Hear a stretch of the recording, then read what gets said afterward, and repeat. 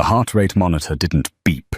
It shrieked, a single high-pitched tone that signaled death. 12 of the city's best private paramedics stood frozen around the gold-plated crib, their hands hovering over equipment worth millions.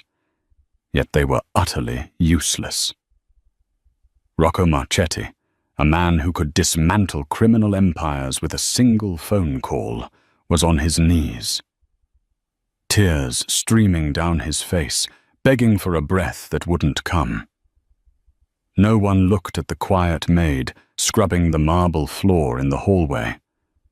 They didn't know she held the one secret that could save the heir to the Marchetti throne.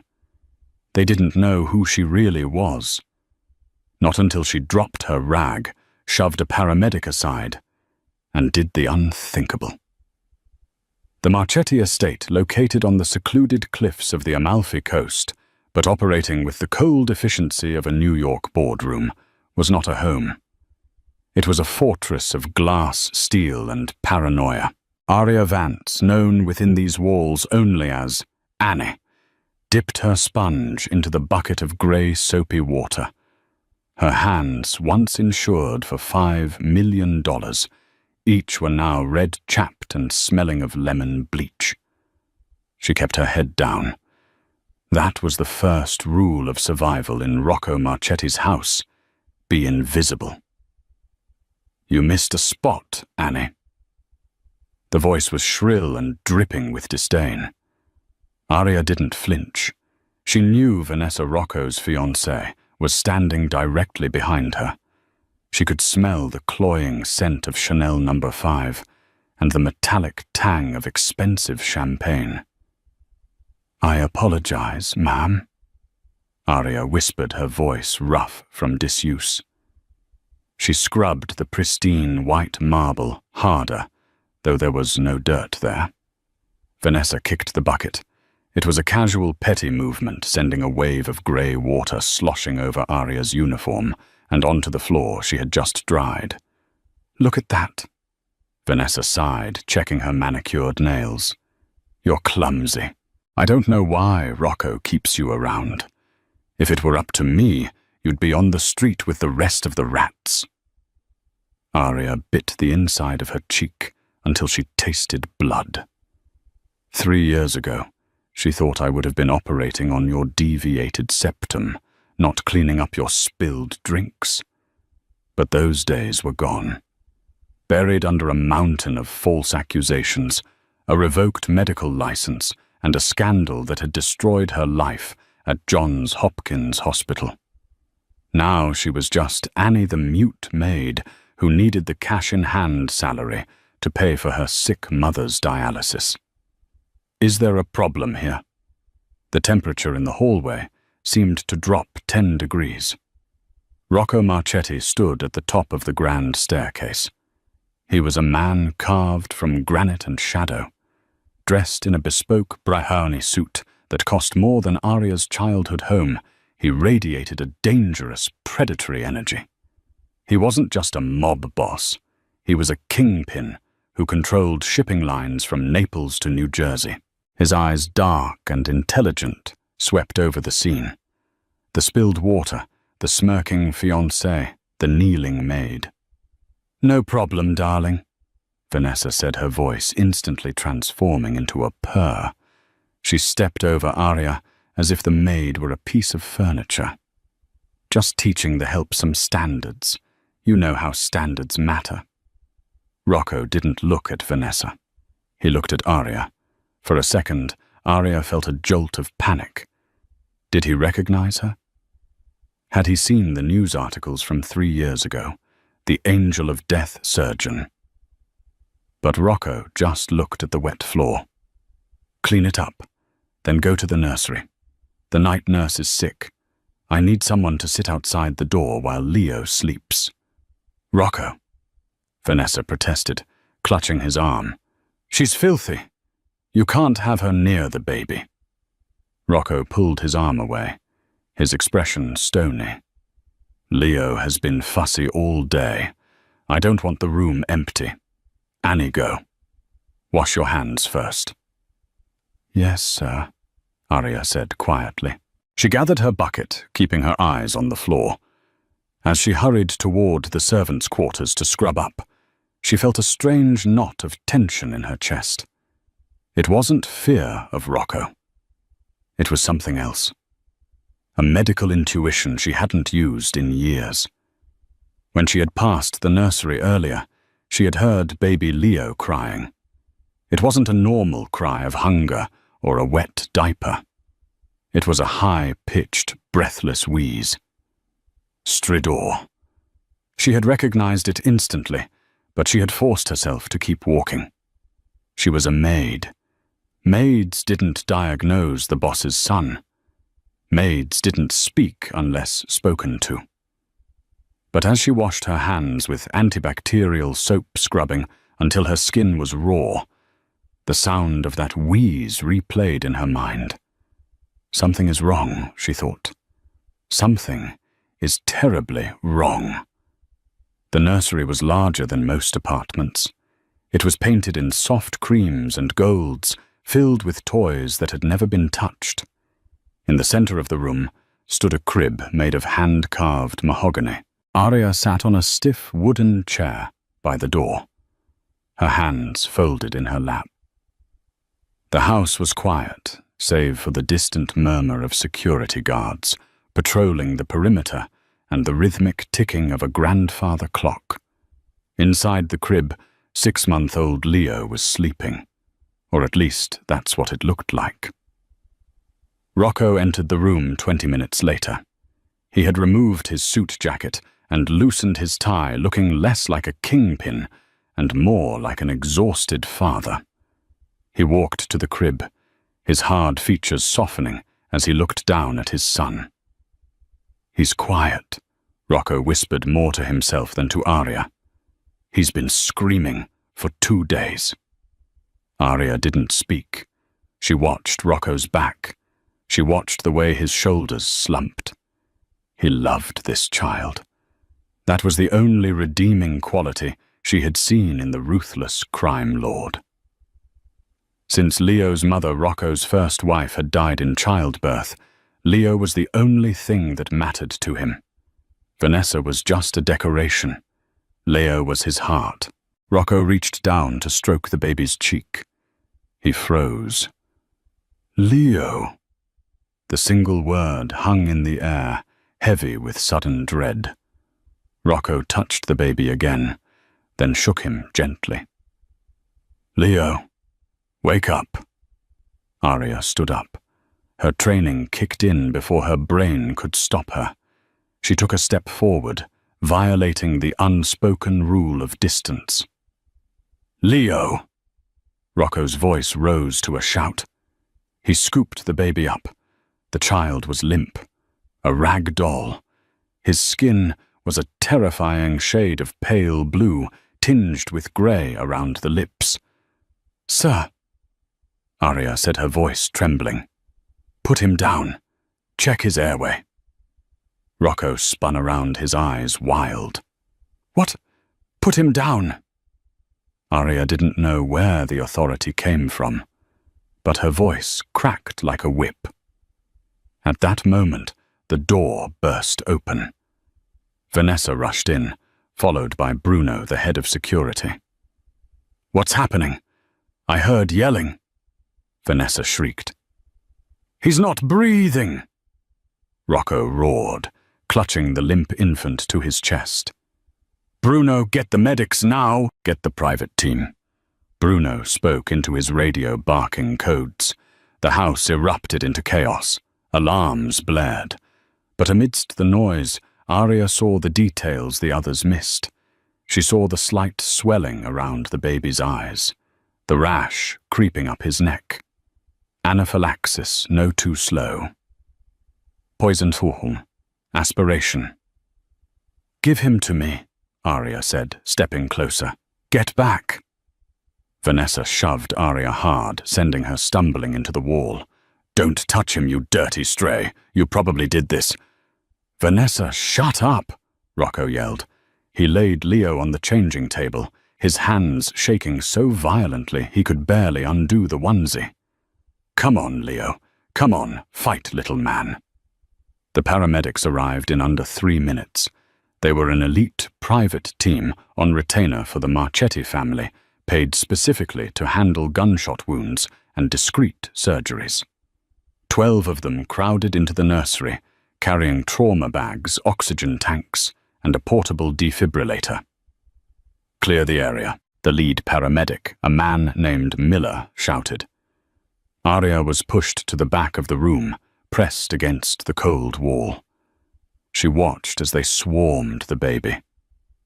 No pulse, no breath sounds, Miller barked. Start compressions.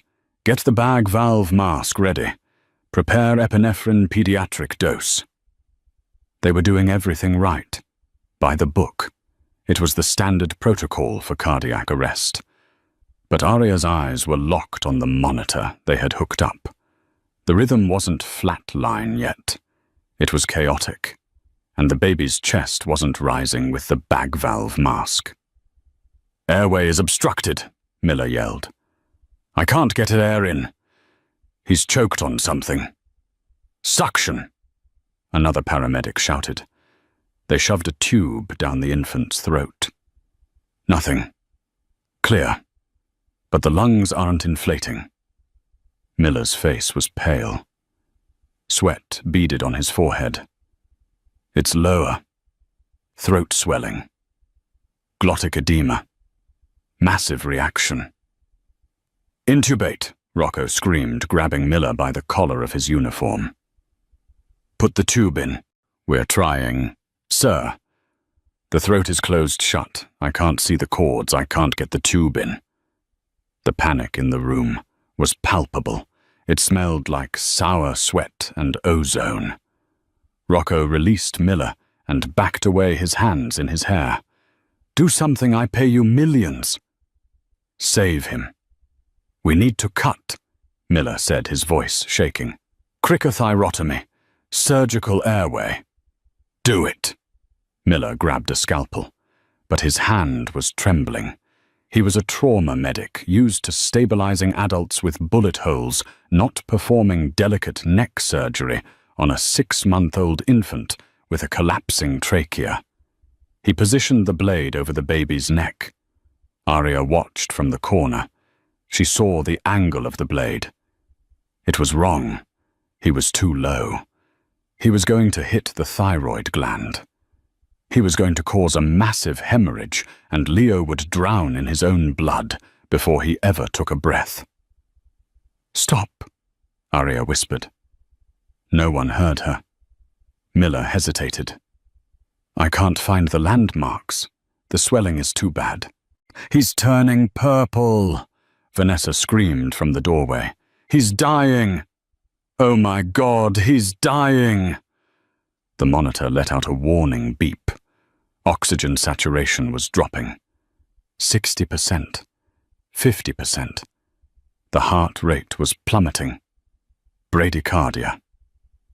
We're losing him, a nurse said, her voice flat with shock.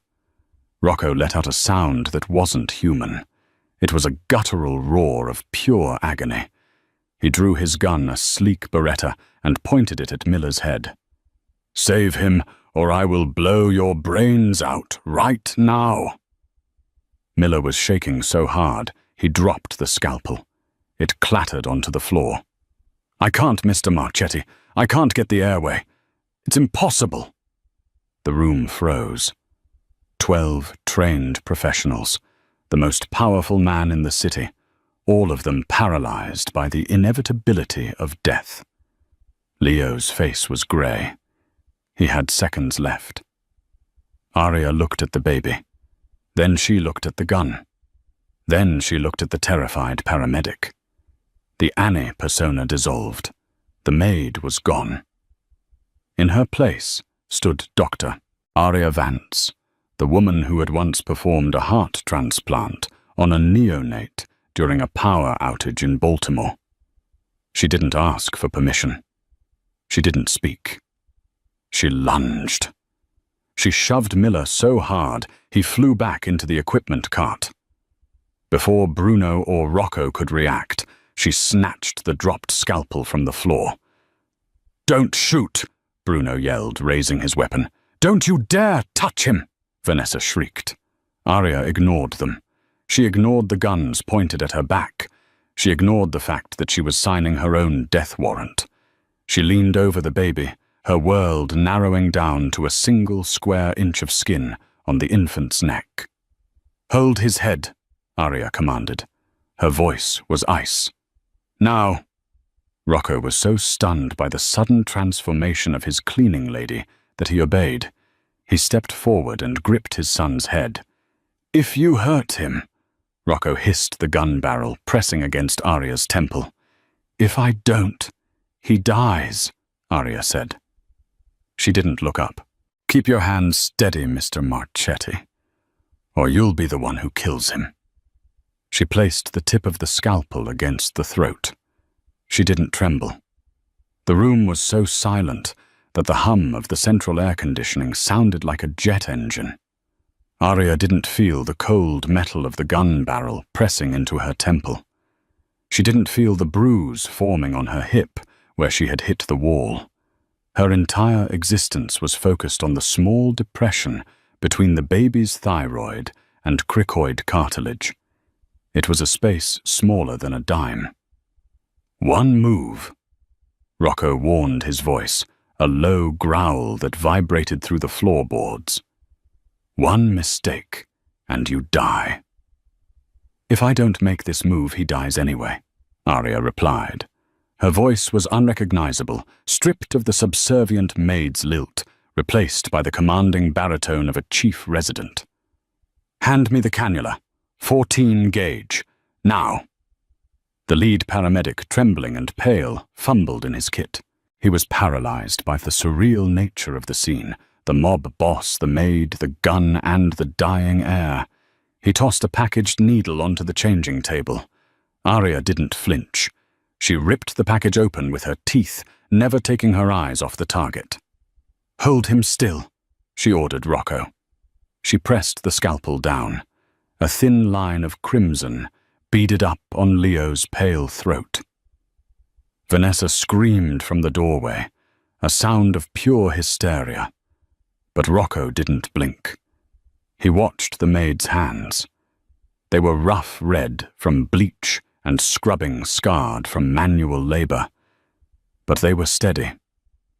Steadier than the hands of the surgeon he paid $10,000 a month to retain. Arya cut through the skin and the membrane. There was a sickening pop. "Cannula," she muttered. She inserted the needle into the incision, guiding it into the trachea. It was a blind insertion guided only by tactile memory and instinct. If she angled it wrong, she would puncture the esophagus or the posterior wall of the trachea. She felt the change in resistance. She was in. She pulled the needle out, leaving the plastic catheter in place. Then she leaned down, put her mouth over the plastic hub, and blew. It was crude. It was desperate. But it was effective. Leo's chest rose. A collective gasp went through the room. "Oxygen!" Arya barked, snapping her fingers at the paralyzed medical team. "Attach the bag to the hub. Now 100% flow." The paramedics scrambled like frightened children. They connected the oxygen line to the small catheter in Leo's neck. The bag inflated. Leo's corpulent chest rose again, and then the grey pallor began to fade. The blue lips turned pink. Beep. Beep. Beep. The heart monitor, which had been slowing to a terminal rhythm, picked up speed. 80 beats per minute. 100. 120. Leo opened his eyes. He let out a weak, sputtering cough, then a cry. It wasn't a loud cry, but it was the most beautiful sound Rocco Marchetti had ever heard. Rocco dropped the gun. It hit the carpet with a dull thud. He fell to his knees beside the changing table, burying his face in the mattress, sobbing uncontrollably. The tension that had held him upright snapped, leaving him a wreck of relief. "He's alive," Rocco choked out. "He's alive." Arya didn't cry. She didn't celebrate. She stepped back, her adrenaline crashing. The room spun.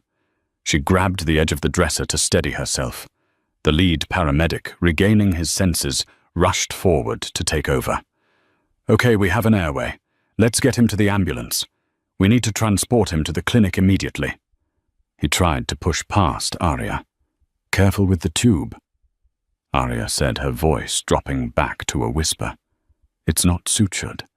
If you dislodge it during transport, you won't get it back in. The swelling is totally occluding the upper airway." The paramedic glared at her, humiliated that a house cleaner had just done the job he couldn't. "I know how to do my job, lady. Step back. You've done enough damage." "Damage?" Rocco's voice cut through the air. He stood up, wiping the tears from his face. His eyes were red, but the ruthless glint was back. He turned to the paramedic. "She saved his life. You were going to let him die. Sir, it was a high-risk procedure." "Get out," Rocco said calmly. "Take my son to the hospital. Stabilize him. If he dies on the way, don't bother coming back. I'll find you." The paramedics hurriedly loaded Leo onto the stretcher. As they wheeled the baby out, Arya watched them go, her heart aching. She wanted to go with him. She wanted to check his vitals, order blood work, figure out why his throat had closed up. But she was just the maid again. Vanessa stormed into the room as the medics left. Her face was flushed, her eyes darting around frantically. "Is he okay?" "He's alive," Rocco said, staring at the door where his son had just exited. "Oh, thank God," Vanessa said, though her voice sounded thin. She turned her venomous gaze on Arya. "And you crazy bitch. You cut him. You could have killed him." "Rocco, look at her. She's dangerous. She assaulted a medical professional. We need to call the police." Rocco turned slowly to look at Arya. Arya stood against the wall, her hands trembling now. She looked down at her uniform stained with soapy water and a few drops of Leo's blood. She knew what this looked like. She knew that once the shock wore off, the questions would start. "Bruno," Rocco said. The massive head of security stepped forward. "Boss, take Vanessa to her room. She's upset." "What?" Vanessa screeched. "Rocco, I'm talking about her. She held a knife to our son." "Go, Vanessa," Rocco said, his voice leaving no room for argument. Bruno gently but firmly guided the protesting woman out of the nursery. Then it was just Rocco and Arya. The silence stretched for a long time. Rocco walked over to where Arya was standing. He towered over her. He smelled of expensive cologne and fierce sweat. He reached out and took her hand, the one that had held the scalpel. He turned it over, looking at the calluses, the rough skin, the lack of a manicure. "Who are you?" he asked. It wasn't a question of her name.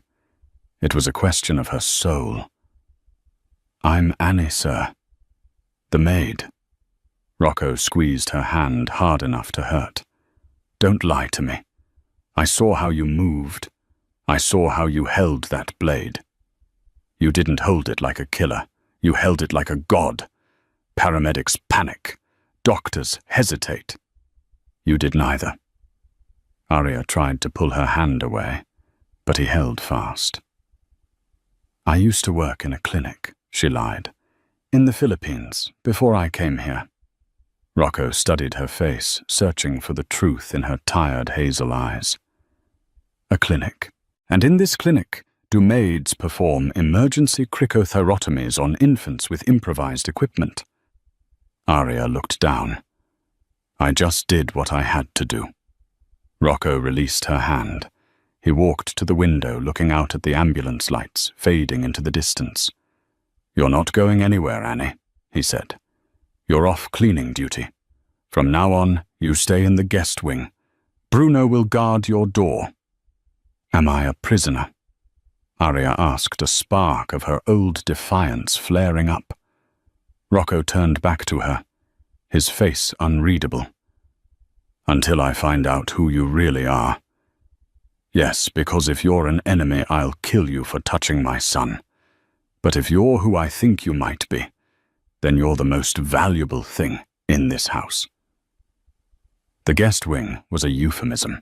It was a gilded kwong. Arya had been locked in a room that cost more per night than she made in a year. It had silk sheets, a marble bathroom, and a balcony overlooking the cliffs. But the door was locked from the outside, and a heavy-set guard named Tony stood watch in the hallway. She had paced the room for 3 hours. Her mind was racing. Leo didn't just have an allergic reaction, she thought, replaying the events in her head. There was no hive outbreak on his torso. No swelling of the lips until the very end. It was localized edema in the larynx. And the smell. When she had put her mouth over the catheter to breathe for him, she had tasted something on his breath. Bitter almonds. Cyanide. No too fast. Maybe a caustic agent or a concentrated allergen oil rubbed on the crib sheets. She stopped pacing. Someone had tried to kill Rocco Marchetti's baby, and they had done it in a way that mimicked natural causes. If Leo had died, the doctors would have called it SIDS, or a severe allergic reaction to formula. No one would have looked closer. The door clicked and swung open. Rocco walked in. He had changed his clothes. He was wearing a black dress shirt, sleeves rolled up, revealing tattoos on his forearms that spoke of a violent past. He held a manila folder in his hand. He didn't say a word. He walked to the small table in the center of the room, threw the folder down, and poured himself a drink from the crystal decanter on the sideboard. "Whiskey," he offered. "No," Arya said. She stood by the balcony doors, hugging herself. "How is Leo?" "Stable. He's in the ICU at St. Jude's. I have 20 men guarding the floor. No one gets in or out without a retinal scan." Rocco took a long sip of the amber liquid. "The doctors are confused. They say the incision was textbook. They say a plastic surgeon couldn't have done a cleaner job in an operating room, let alone a nursery." He tapped the folder. "It took my guys 2 hours to dig this up. You covered your tracks well, Annie. Fake social security number. Fake references. You even dyed your hair. It used to be blonde, didn't it?" Arya felt the blood drain from her face. She didn't move. Rocco opened the folder. He pulled out a glossy photograph. It was a clipping from a medical journal 3 years old. The headline read, "The prodigy of Hopkins, Dr. Arya Vance, youngest chief of pediatric surgery in history." He pulled out another clipping. This one was from a tabloid. "The Angel of Death, Dr. Vance, accused of euthanizing 5 infants for profit. License revoked. Criminal investigation. Pending." Rocco looked up his eyes hard. "Dr. Arya Vance, one of the most brilliant surgeons in the country, and for the last 6 months you've been scrubbing my toilets." Arya walked over to the table. She looked at the photo of her former self, smiling, wearing a white coat, holding an award. It felt like looking at a stranger. "It wasn't for profit," she said quietly. "I don't care about the accusations," Rocco said, waving a hand dismissively. "I'm a criminal Arya. I know how the law works. It's a story told by the winner. I want to know why you're here. Did my enemies send you? Did the Russos plant you here to kill my son? Kill him." Arya laughed, a harsh, brittle sound. "I just saved his life, Rocco. If I wanted him dead, I would have let that idiot paramedic slice his thyroid open. Fair point, Rocco admitted.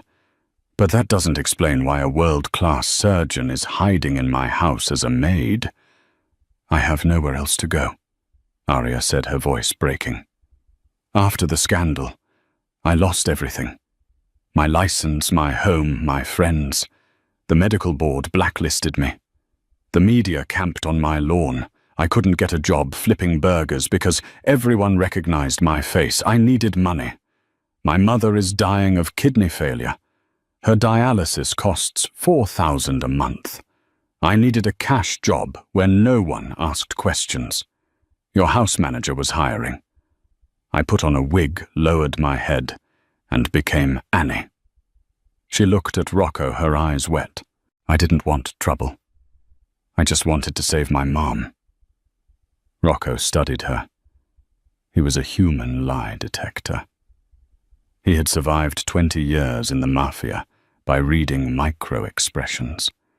He saw shame in her, and fear and desperation. But he saw no deceit. He closed the folder. "The charges against you," Rocco said. "Did you do it? Did you kill those babies?" "No," Arya said firmly. "I was framed. The hospital administrator was cutting corners, buying cheap defective heart valves from a black market supplier to save money. The valves failed. The babies died. When I found out and threatened to go to the FDA, he destroyed me. He planted evidence, falsified charts, and paid off nurses to testify against me. He had powerful friends. I had nothing." Rocco nodded slowly. "I believe you."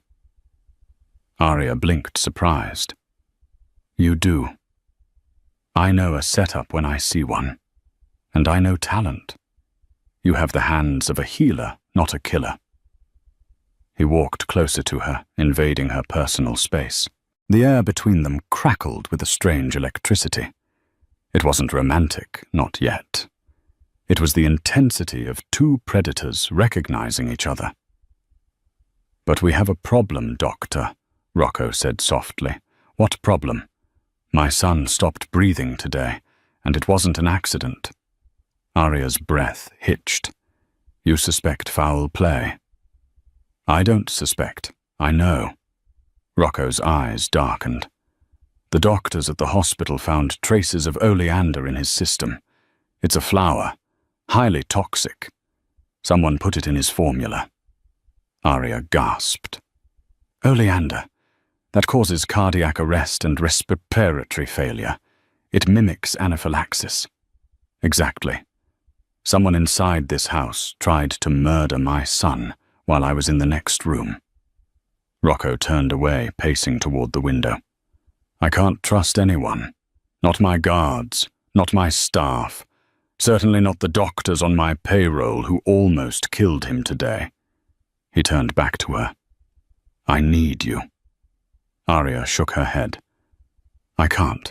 If anyone finds out I practiced medicine, I'll go to prison. I'm already under investigation." "I own the police in this district," Rocco said, "and I have lawyers who can make your investigation disappear. I can clear your name, Arya. I can get your license back. I can pay for your mother's treatment, a transplant, not just dialysis. The best kidney money can buy." Arya felt her heart skip a beat. It was the offer of a lifetime. Salvation. "What do I have to do?" she whispered. "You become Leo's private physician. You live here. You watch him 24/7. You prepare his food. You check his medicine. You don't let anyone touch him but me." And Rocco paused, a dangerous shadow crossing his face. "You help me find out who poisoned him." "I'm a doctor, not a detective," Arya said. "You're smart. You see things others miss. You saw the airway when 12 men missed it." Rocco stepped closer again, his voice dropping to a seductive, dangerous whisper. I need someone inside the house who isn't loyal to the family. Someone who is loyal only to the patient. Will you do it?" Arya thought of her mother sitting in a dingy clinic, hooked up to a machine. She thought of Leo, the innocent baby with the big brown eyes, who had almost died in her arms. And she thought of Vanessa, with her fake smile and her hatred for the child. "I'll do it," Arya said. "Good." Rocco pulled a phone from his pocket. "Pack your things. You're moving to the master wing, the room next to the nursery." "And Rocco," Arya added, her voice hardening, "if I find the person who did this, I won't just tell you. I want to be there when you take them down." Rocco smiled, a cold, terrifying smile that promised violence. "Deal." At that moment, the door burst open again. It was Vanessa. She was wearing a silk dressing gown, looking disheveled and frantic. But behind the panic, Arya saw a flash of pure calculation. "Rocco!" Vanessa cried, rushing to him. "I heard you were in here with the help. What is going on? Why is she still here?"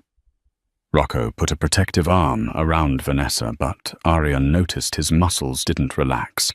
He was playing a role. "Vanessa," Rocco said smoothly, "I have news. Annie isn't just a maid. She's a pediatric specialist I hired undercover to test our security protocols. And frankly, our security failed." Vanessa's eyes went wide. She looked at Arya with a mixture of shock and dawning horror. "A specialist?" "Yes," Rocco lied effortlessly. "And from now on, she is in charge of everything concerning Leo. Everything, including his diet." Vanessa paled. She took a half step back. "But Rocco, we don't know her. She's a stranger." "She saved his life, Nessie," Rocco said, his voice dropping to a chill. "Which is more than I can say for anyone else in this house today." Vanessa glared at Arya. It was a look of pure hatred. In that look, Arya saw the confirmation of her darkest suspicion. Vanessa wasn't just a wicked stepmother. She was the threat. "Welcome to the family, Doctor." Vanessa hissed, her voice dripping with sarcasm. "I hope you survive the night."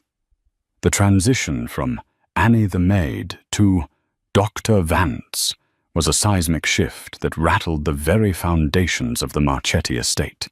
The staff who had spent months ignoring Arya or barking orders at her now averted their eyes as she walked down the corridors in a crisp navy blazer and slacks provided by Rocco's personal stylist. They didn't know the full story, only that the boss had elevated the cleaning lady to a position of absolute authority, and that terrified them.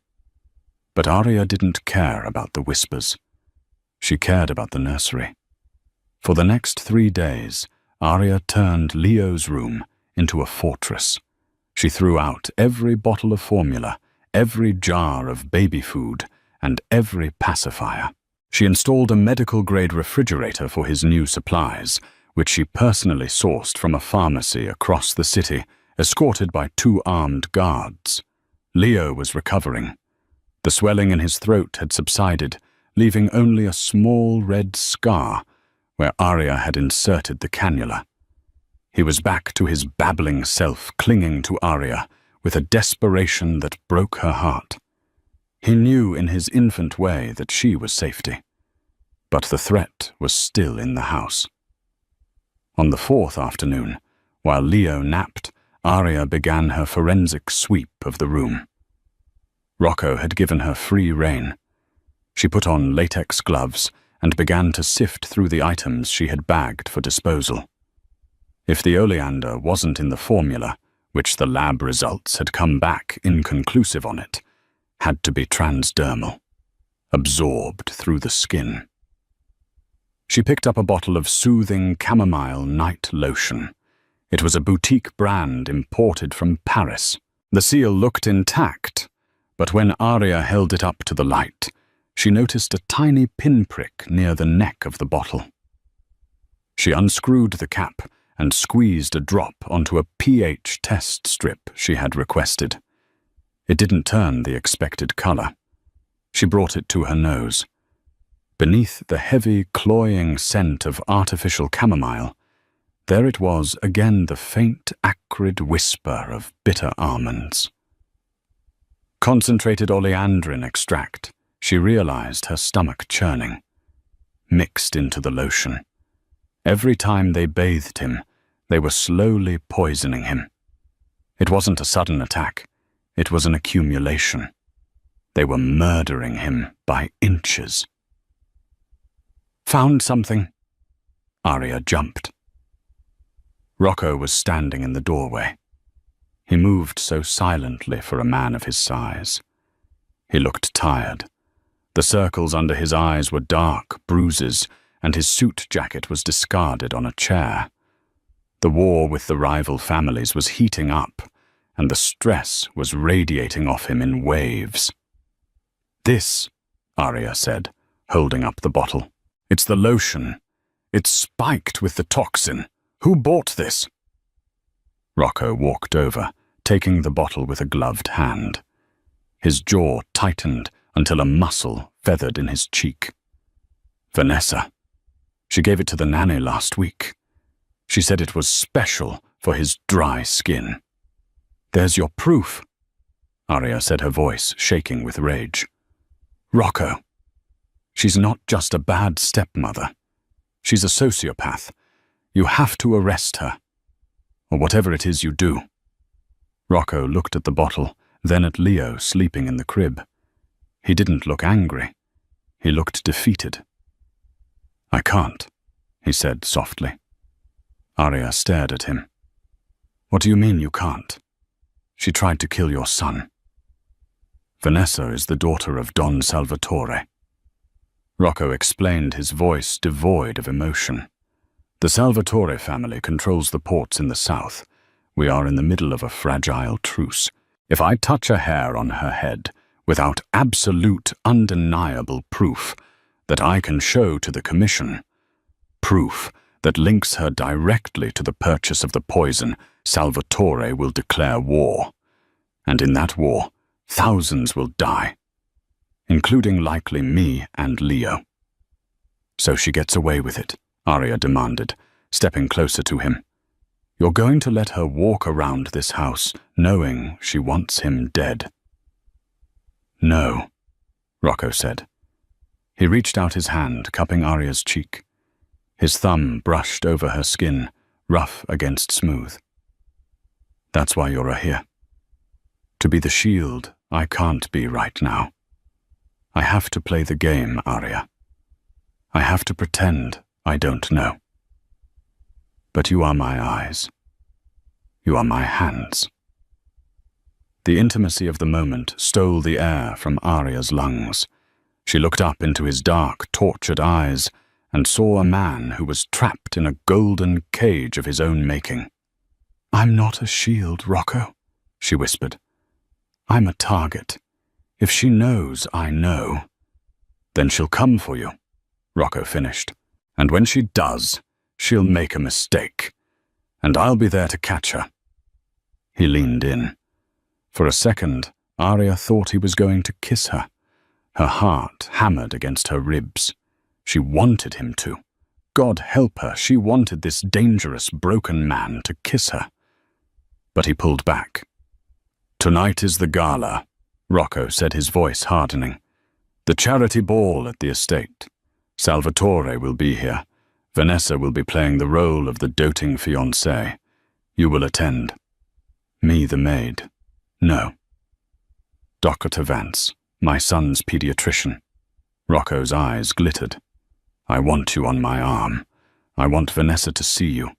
I want to provoke her. I want to make her so jealous, so angry that she slips up."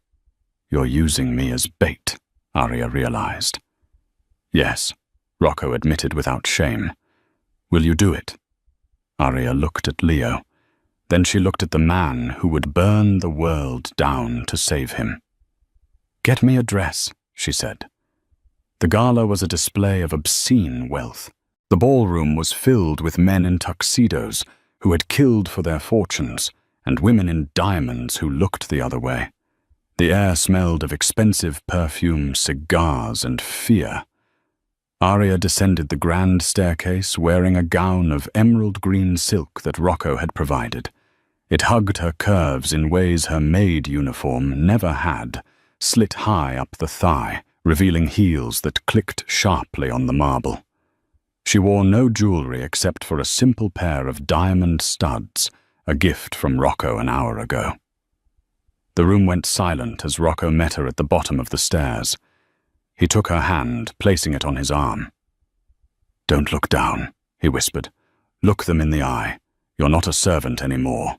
You're the queen tonight." Across the room, Vanessa stood with her father Don Salvatore, a corpulent man with eyes like a shark. Vanessa was wearing red. When she saw Arya, her glass of champagne shattered in her hand. "What is she doing here?" Vanessa hissed loud enough for the nearby guests to hear.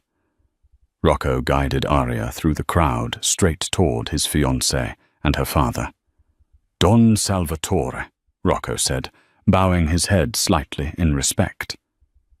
"Vanessa." "Rocco," Salvatore boomed his voice gravelly. "Who is this stunning creature? I didn't know you had a new mistress." Vanessa's face turned a shade of purple that clashed with her dress. "This is Dr. Arya Vance," Rocco said smoothly. "Leo's private physician. She saved his life earlier this week. I thought she deserved a night off." Salvatore raised an eyebrow. "The surgeon, the one from the news." "The very same," Rocco said. "She's under my protection now." Vanessa stepped forward, her eyes manic. "Daddy, she's a murderer. She killed babies in Baltimore." "Rocco is insane for letting her near Leo." "Enough, Vanessa." Rocco said, his voice low but cutting. "Dr. Vance is a guest of honor. Show some respect." Arya felt the hatred radiating off Vanessa like heat from a furnace. She decided to push. She decided to play the game Rocco wanted her to play. "It's lovely to meet you, Vanessa," Arya said, her voice sweet and cold. "By the way, I switched Leo's lotion. The lavender one seemed to be irritating his skin. I'm sure you didn't know." Vanessa froze. Her eyes locked with Arya's. In that split second, the confession was there. "She knows." "I don't know what you're talking about," Vanessa stammered. "Of course not." Arya smiled. "Just a medical observation." Rocco squeezed Arya's arm. It was a signal. Good job. But the victory was short-lived. Halfway through the night, chaos erupted. But it wasn't the kind Arya expected. It wasn't a gunshot or a scream. It was a text message that went out to every phone in the room, simultaneously. A distinct ping, ping, ping echoed through the ballroom as 100 guests checked their phones. Arya checked hers. It was an anonymous blast. Attached was a video. The video showed Arya 3 years ago in the hospital ICU. But the audio was doctored. It showed her leaning over a dying infant, and a voice clearly AI-generated to sound like her said, "Just inject the potassium. Let's get this over with. I have a dinner reservation." A collective gasp went through the room. "She's a monster," a woman screamed, pointing at Arya. "Get her out of here," a man shouted. Vanessa stepped forward, a triumphant smirk on her face. "See, I told you she's a psychopath. She's probably planning to kill Leo tonight." Rocco looked at the phone, then at Arya. He knew it was fake. He knew it was a deep fake, likely orchestrated by Vanessa's team to discredit the witness. But the crowd was a mob, and Don Salvatore was looking at Rocco with narrowed eyes. "Rocco," Salvatore rumbled, "this is bad business. You have a child killer in your house, disrespecting my daughter." "It's fake." Rocco said, his voice straining to be heard. Doesn't matter, Salvatore said. Get rid of her, or the deal is off. Rocco was cornered. If he kept Aria, he lost the alliance. If he lost the alliance, the war started. Aria looked at Rocco. She saw the calculation in his eyes. She saw the pain. I'll go, Aria said, stepping back. I'll leave. No, Rocco said. Rocco, you have to, Aria whispered. For Leo. If they go to war, Leo dies. She turned and ran. She ran through the crowd, past the judging eyes, past the smirking Vanessa, and out the terrace doors into the garden. She made it to the fountain before the tears came. She had lost again. Vanessa had won. But as she stood there, shivering in the night air, she heard a sound that made her blood freeze. It wasn't a footstep. It was the click of a radio. Target is isolated in the garden, north sector. Green light for extraction. Aria spun around. 3 men dressed in black tactical gear emerged from the hedges. They weren't Marchetti security. They weren't Salvatore men. They were wearing masks with a red insignia. The Russos, the third family. The ones who wanted to burn everything down. They weren't here for her. They were here for the leverage. Grab her, the leader whispered. She's the key to the nursery. Aria tried to scream, but a gloved hand clamped over her mouth. A needle jabbed into her neck. The world went black. When Aria woke up, she wasn't in a cell. She was in a moving van. Her hands zip-tied to a metal rail. Across from her sat a man with a scar through his eyebrow and a machine gun on his knees. You're the key to the safe room, he sneered, holding up a tablet. He tapped the screen. It was a live feed of Aria's mother in the hospital. A man stood behind her chair, holding a syringe. Mrs. Vance is having a lovely nap, the scarred man said. But if you don't open the nursery door for us, she's going to have a very sudden heart attack. Aria strained against her bonds, tears of frustration stinging her eyes. She has nothing to do with this. Everyone is involved. Doc, now move. The van screeched to a halt at the servants' entrance of the Marchetti estate. The gala was still blaring music on the other side of the grounds, masking their entry. The Russo hit squad dragged Aria through the kitchen past unconscious staff, who had been gassed, and up the service elevator to the nursery. They stopped at the heavy oak door. Open it, the leader commanded. The medical override requires your retina. I won't, Aria said. The leader smashed the pistol into her jaw, then held the phone to her ear. She heard the rhythmic beep of her mother's dialysis machine. Do it or she dies right now. Sobbing, Aria opened her eyes. The red laser scanned her retina. Access granted. The locks disengaged, and the 4 gunmen rushed in weapons raised to snatch the air. Clear, the point man shouted. But the crib was empty. The room was empty. Suddenly the door behind them slammed shut. The mechanical locks engaged with a sound like a gunshot. Welcome, gentlemen, Rocco's voice boomed over the nursery intercom. The gunman spun around. It's a trap, a hiss filled the room. The air vents were pumping an inert gas. The room was a sealed steel cage. We have the girl, the leader screamed into the intercom. We have your doctor. Open the door, or we kill her. There was a long, agonizing pause. I know, Rocco said, his voice cracking slightly. I'm sorry, Aria. Aria looked up at the camera in the corner. The realization hit her like a physical blow. Rocco had staged the fight with Salvatore. He had sent her into the garden, knowing she would be taken. He had used her as a human key to lure the hit squad into this trap. "You bastard!"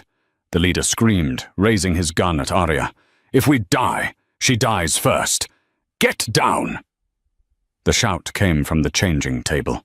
The top exploded upward, and Bruno, the head of security, emerged from a hidden compartment wearing a gas mask and wielding a shotgun. Boom! The leader went down instantly. Arya threw herself to the floor as the room erupted into chaos. Gunfire ricocheted off the reinforced walls. Bruno pumped the shotgun, taking out a second man. The last surviving gunman, realizing he was trapped, turned his weapon on Arya. "You set us up," he fired. The bullet grazed Arya's shoulder, burning like a hot iron. She scrambled back, grabbing a pistol dropped by the dead leader. She had never fired a gun in her life. She was a healer, not a killer.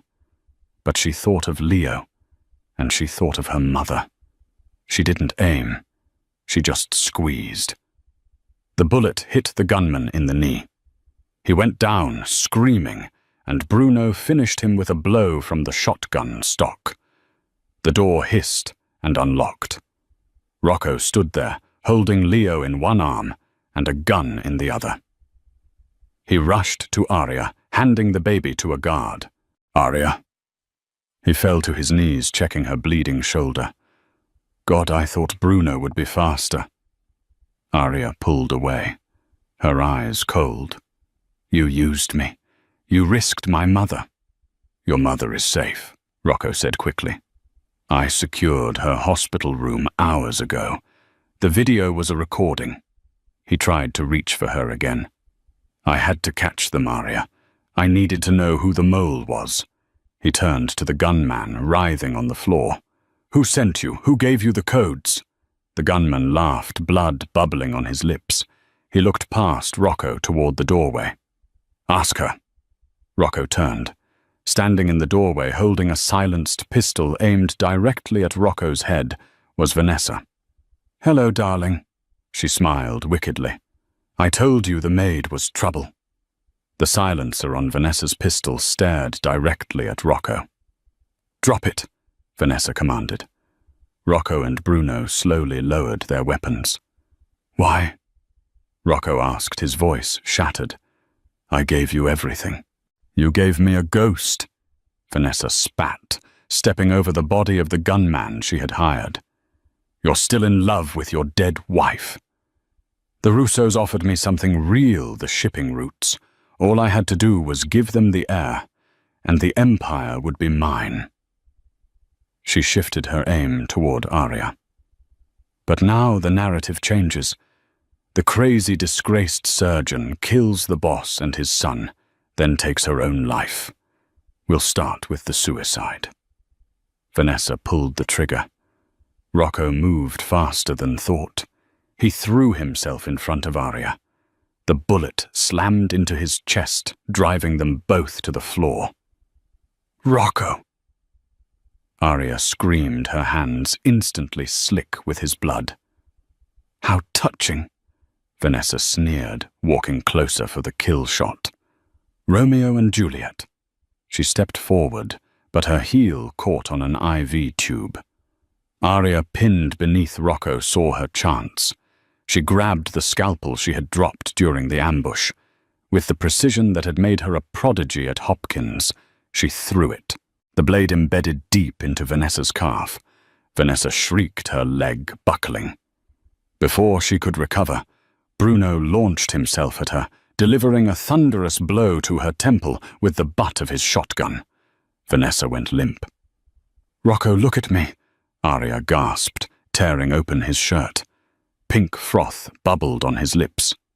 "No hospital," he whispered, his skin turning grey. "I don't need a hospital," Arya declared, her fear replaced by cold surgical focus. "Bruno." "The trauma kit." Bruno tossed the bag. Arya saw the sucking chest wound. He was drowning in his own blood. She grabbed a large bore needle. "This will hurt," she said, and drove the needle between his ribs. Air hissed out a pneumothorax, relieving pressure. Rocco gasped, dragging in a life-saving breath. "Stay with me," Arya commanded. "I love you," Rocco whispered before darkness took him. 6 months later. A framed newspaper article hung in the study. Medical Board reinstates Dr. Arya Vance, hospital administrator indicted for fraud. Arya stood on the balcony, watching the sunset over the Amalfi coast. She wore white silk, not a maid's uniform. "You're thinking too loud," a voice said. Rocco joined her. He moved stiffly, favoring his healing chest, but he was alive. He wrapped his arms around her. "Thinking about the hospital. Thinking about how much I hate paperwork." She smiled. "But Leo is finally asleep." "He calls you Mama now," Rocco said softly. He turned her around, his expression turning serious. He pulled a velvet box from his pocket, revealing a deep blue sapphire. "Arya, you came here with a bucket and a secret. You saved my son when I couldn't. You saved me when I didn't deserve it. You aren't a maid. You are the heart of this family." He dropped to one knee. "Marry me. Not for the alliance, but because I can't breathe without you." Arya looked at the man who had burned down the underworld to clear her name. "One condition," she said, kneeling to meet him eye level. "No more secrets. We are partners, in the business and in the danger." Rocco smiled, pressing his forehead against hers. "Deal." He slipped the ring on her finger. The maid was gone. The queen had arrived. What an incredible journey. From scrubbing floors to saving the heir of a Mafia empire. Arya Vance proved that true strength isn't about muscle or guns. It's about skill, courage, and the will to protect the innocent. This story reminds us that heroes often wear the most unexpected disguises, and that sometimes the person everyone overlooks is the only one who can save the day. It also shows us that karma is real. Vanessa's greed was her downfall, while Arya's selfless love for baby Leo restored her life and reputation. Would you have forgiven Rocco for using Arya as bait, even if it was to save his son? Or is that a deal breaker? Let me know your thoughts in the comments below. If you enjoyed this dramatic roller coaster, please smash that like button. Share this video with a friend who loves a good romance twist. And don't forget to subscribe and hit the bell icon so you never miss a new story. Thanks for watching.